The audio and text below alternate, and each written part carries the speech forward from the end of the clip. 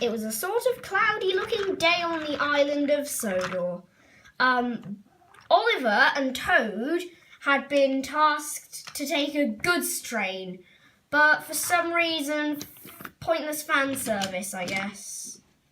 So, yeah, Oliver and Toad were stuck at a set of points.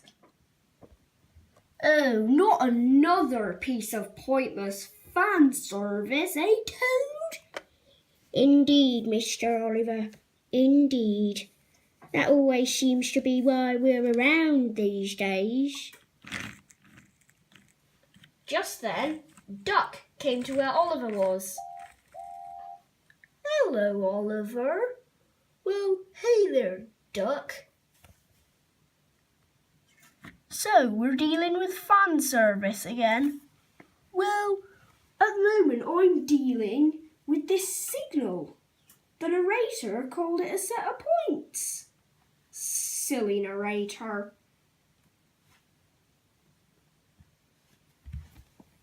Well, don't forget, Oliver. Wait, Duck. Narrators don't just call loads of stuff. I don't know what I'm talking about, but remember that, Pierce Brosnan gave us Welcome Stanley. Ooh, speaking of Stanley, have you seen him anywhere? No, I think he's still at Great Waterton with Flora. Yeah, we haven't seen much of them lately, have we? Well, I'd best be going. See you later, Oliver. See you then, Duck. Bye. Oh, I wish these signals would be a little bit less faulty. I mean, come on, a faulty signal caused Henry's crash in Journey Beyond Sodor. Duck, what happened? I fell down the Sodor suspension thingy bridge. Anyway, the bridge that was introduced in Calling All Engines that Thomas liked, and yeah. Well, we're creating more fan service moments by the minute, aren't we, Mr. Duck? Indeed we are, Toad. Indeed we are.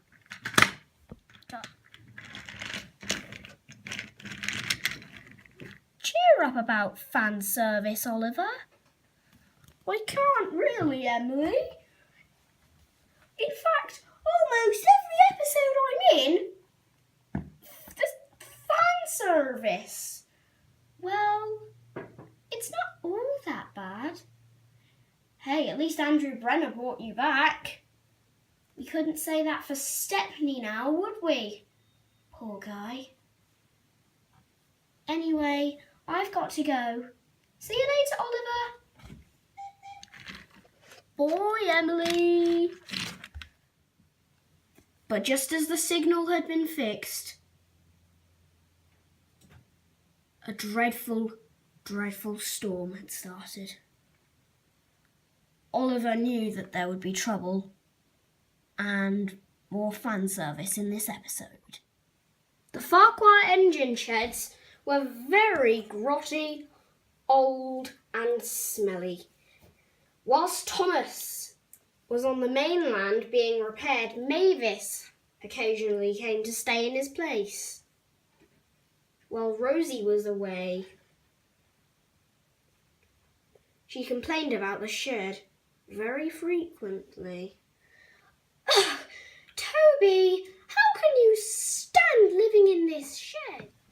Ever since her arrival on the island of Sodor, Mavis had gradually matured. But she still complained about grotty sheds. It was at that moment the storm broke out on that side of the island. The shed was very weak, but it could stand no chance against this storm.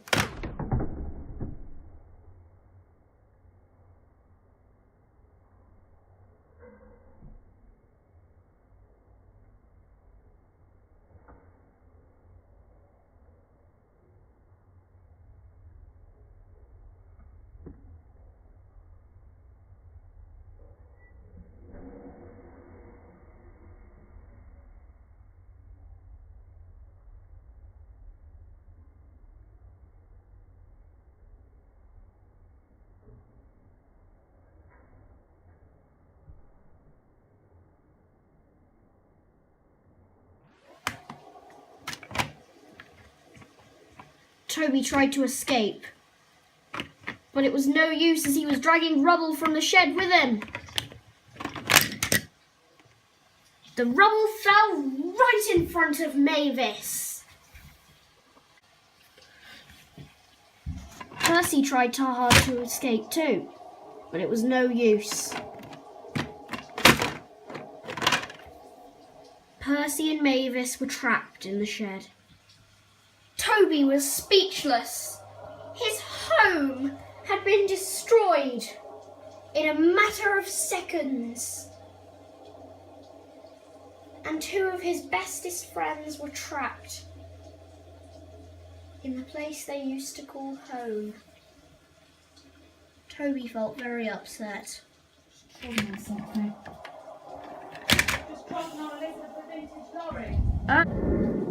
Toby tried to ram at the rubble, but he couldn't, and he just derailed.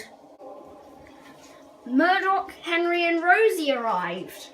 "Hang in on there, you two! We'll soon have you out!" said Murdoch, hoping that his two friends would be freed of the rubble. "Come on then, you two."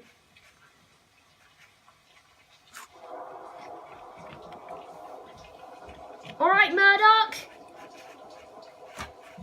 We've got it." Rosie had helped get Toby back on the rails, while Henry and Murdoch were continually helping to remove the rubble and safely get Mavis and Percy out of the damaged shed. "Come on, Percy."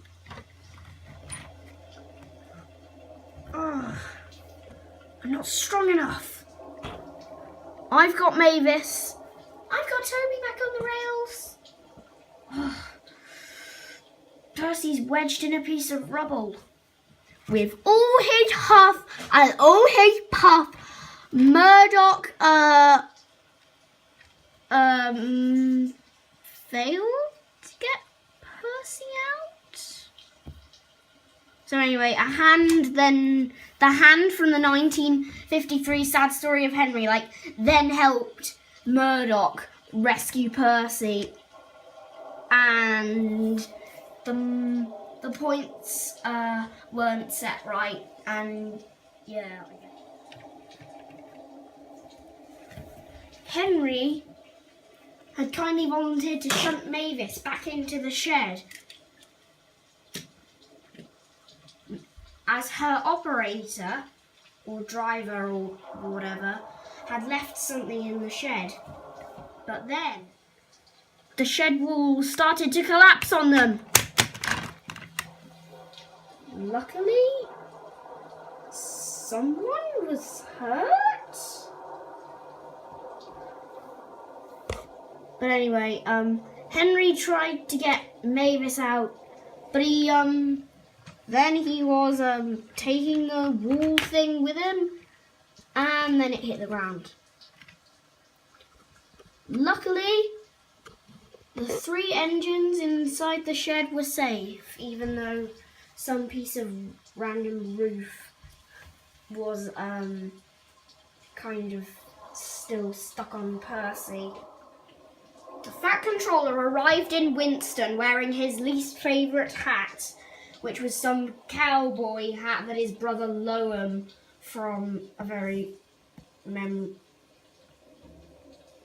from a certain Series 13 episode. Anyway, so the Fat Controller arrived in Winston to check out the damaged site.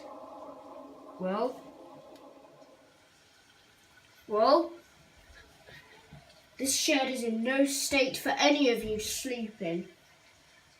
Mavis, you can go back to the quarry, while Rosie, Toby and Percy, you 3 will have to sleep at Knapford Station. Then there was trouble. A criminal had hijacked Henry. "Help! Help! Help!" cried Henry. Henry was out of control. The criminal was armed with a gun.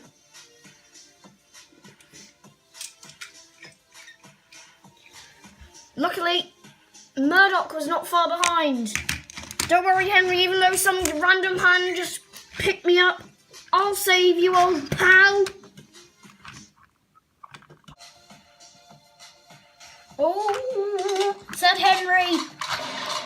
Oh, oh, cried Murdoch as the bullets hit his face. Ooh, the pain, Murdoch cried as blood from a nosebleed trickled down his face. Well, I won't let some bullets stop me, cried Murdoch as he raced after Henry. And just as Oliver predicted, there was more fan service. Scarloey and Rheneas were on their way back from their 150th birthday tour when they saw the two locomotives racing down the line. Oh! Go and get him, Murdoch! Oh, if only someone could think of something to derail Henry. Luckily, two women in the nearby yard had heard Murdoch's request as Henry somehow fell off the track. Okay, crash scene ends. Where's my paycheck? Well, that ought to teach you, said Mackenzie, one of the girls. About right, said Madeline, the other. Murdoch. Pretty soon the Fat Controller and his whatever it is, Winston thing, heard about the news. Murdoch and Henry, I am both very proud of you. Thank you, sir. Murdoch, Mackenzie and Madeline said that you are a very enterprising engine. And you know what? What, sir? I highly agree with them. So do I, sir, replied Henry. So do I. Oh, sorry to barge in on the conversation, but you don't know where the Scarloey Railway is? Oh, for goodness sake,